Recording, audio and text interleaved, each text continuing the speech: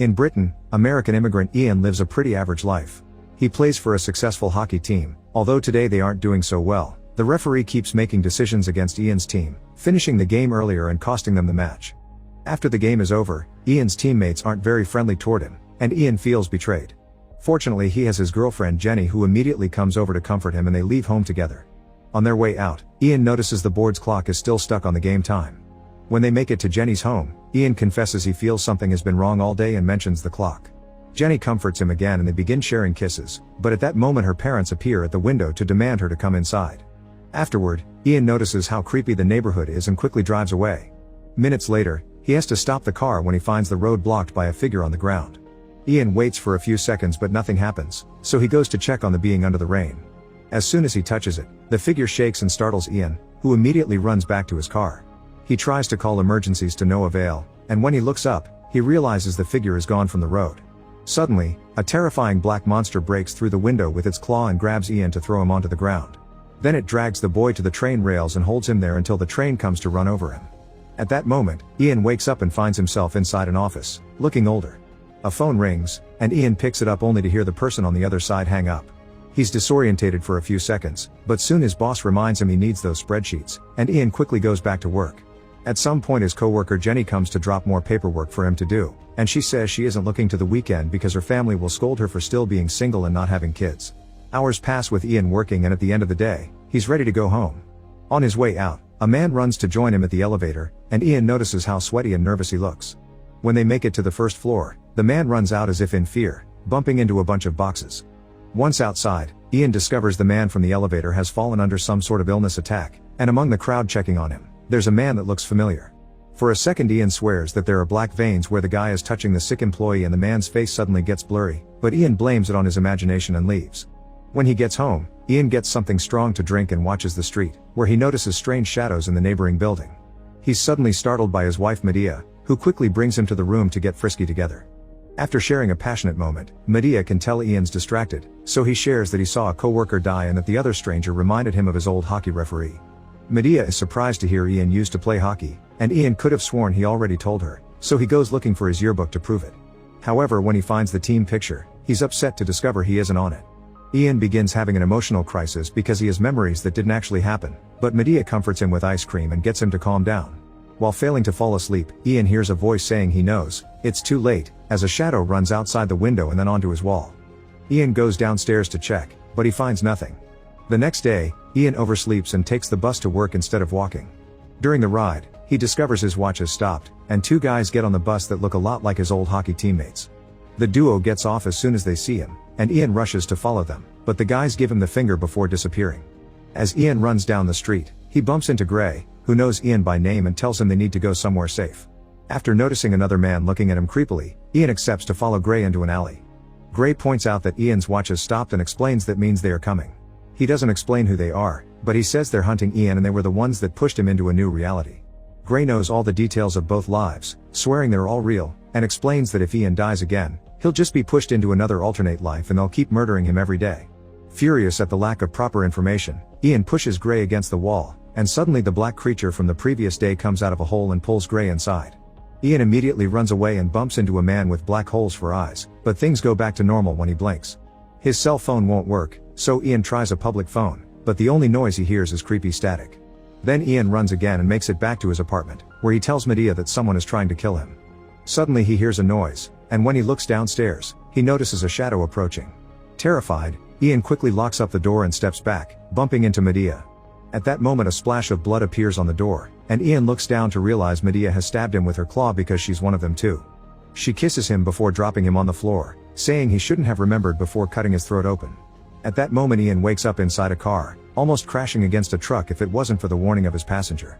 It turns out that in this life Ian is a taxi driver, and Jenny is currently using his service. Ian apologizes for the distraction and they get to chat, making Ian feel déjà vu when Jenny tells the story of his family pressuring her to get married. When they arrive at Jenny's family home, she offers Ian to come in, but since he doesn't think it's appropriate, Jenny at least convinces him to wait for a coffee.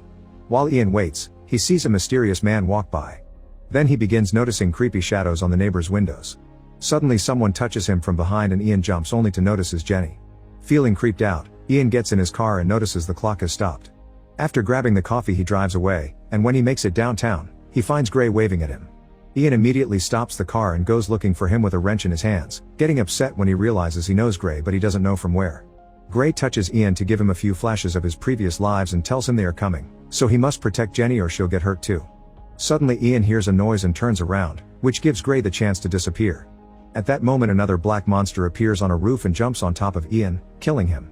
This time Ian wakes up inside an employment agency and he remembers his past lives clearly. Before he can look for clues, Jenny shows up, and in this life she's trying to help him find a job. Ian plays along but Jenny notices he's nervous, so he confesses he's in danger. Jenny doesn't believe him, thinking he's been consuming something illegal again, but at that moment the clock stops. Behind the door, Ian notices the same mysterious guy he's seen during his last 2 lives, but this time he has a black claw as well. Terrified, Ian begins running away, noticing the monster shadow on the stairs and taking the elevator instead. However, the beast suddenly breaks through the elevator ceiling, so Ian has to run away again. He bumps into Jenny and tells her she isn't safe, but at that moment, more men appear behind the door, and Ian recognizes them from his past lives too. He immediately takes the fire stairs to go to the parking lot as the men become black shadows that chase him the whole time. Ian eventually makes him to the street, where he manages to get into a taxi right before a creature grabs him. The car barely gets to do a couple of blocks before a beast jumps on top of it and begins stabbing the roof. Ian quickly jumps out of the cab, only to suddenly be hit by a passing vehicle. Bleeding out on the street, Ian is approached by Medea and the 2 guys, who kill him yet again. The next time he wakes up, Ian is inside a shoddy apartment, where he finds clear indications that he's an addict in this life. There's music playing rather loudly and a neighbor is knocking to complain about it. When Ian opens the door he discovers Jenny lives downstairs and can hear the music too. Ian tries to communicate with her, but she notices the injection on his arm and gets so disturbed that she leaves. Moments later, Jenny opens her apartment door to find Ian trying to get in. Scared, Jenny grabs a knife to defend herself, thinking Ian is a crazy junkie. As Ian tries to make her remember, he falls to the floor because his injection wound is bleeding and making him dizzy. Jenny rushes to the door to ask for help, but Ian immediately closes it as he begins mentioning things from previous lives, including Jenny's family that he isn't supposed to know about. These words make Jenny see a few flashes of memories, but before she can understand what's going on, a monster claw begins destroying the door. Ian pushes Jenny away and notices black veins are beginning to appear on his arm. At that moment the beast breaks through the door, so Ian grabs Jenny and they escape together through the window and take the emergency stairs.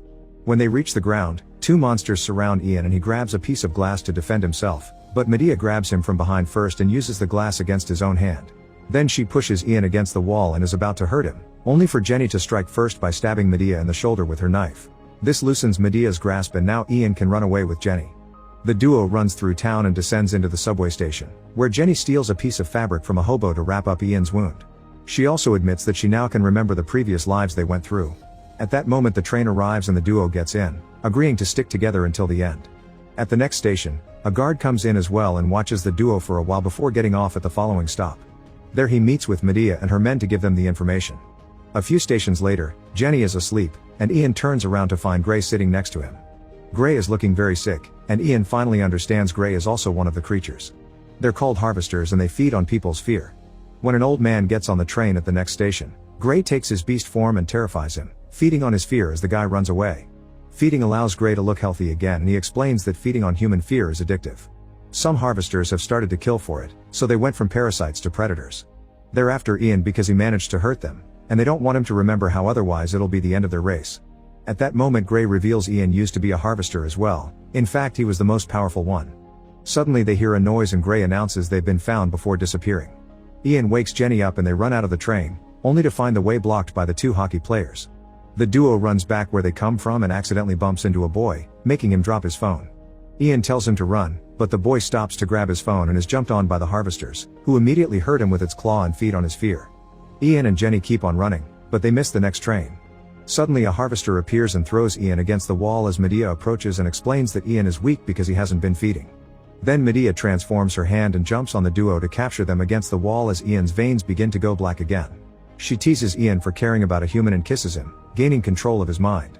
Medea throws Jenny on the floor and releases Ian, whose face is slowly changing into his harvester form. Ian crawls on top of Jenny and starts choking her as Medea tells him to feed on her, but just as he begins absorbing a bit of her fear, Ian notices Jenny's suffering and snaps out of it. He only can do one thing to escape, so he apologizes before pushing Jenny and himself off the platform. This way a train can kill them and send them into another life. When Ian wakes up, this time he finds himself tied to a bed in a mental hospital. There are various tormenting devices attached to his body and Ian screams for help, but when Jenny the nurse comes to check on him, an illusion only shows her a man in a coma. After Jenny leaves, Medea appears and shows him an old memory, revealing that Ian killed another harvester and she wants to know how, because it shouldn't be possible. At that moment Medea's men show up as well and take Ian to a surgery room, where Medea begins hurting Ian with poisonous injections that make him pass out. The next time he wakes up, Ian is in the room again, and a child patient is in the bed across from Ian's. Medea reminds him he is weak and needs to feed, but Ian refuses to hurt a child, so the other two harvesters show their real forms to terrify the child and feed on his fear. The kid screams and doctors and nurses come to check on him, but they can't see what's actually going on. Ian passes out again and wakes up later to find Jenny comforting him. After she leaves, tons of memories flood Ian's mind, a mix of his old lives and images of all the torture Medea has been putting him through while he's asleep. When he wakes up this time, Medea is kissing him before disappearing. The one that shows up next is Gray, who looks weak and wrinkly and explains Ian became human when he fell for Jenny. It's his love for the girl that made him strong enough to kill another harvester, and he needs to survive this to protect her because she makes him a better man. Gray used to love a human woman too and he had found a new life in her love, but the harvesters found her and killed her. Since Ian doesn't want to feed from humans, Gray offers himself since he doesn't have much time left anyway. Ian takes his offer and feeds on Gray, causing all his wounds to immediately start healing. Later when Medea's men go to check on Ian, they find the room empty and the artifacts broken. One of the harvesters is distracted by checking the scene and is suddenly stabbed by a monster behind the curtain, which instantly kills him.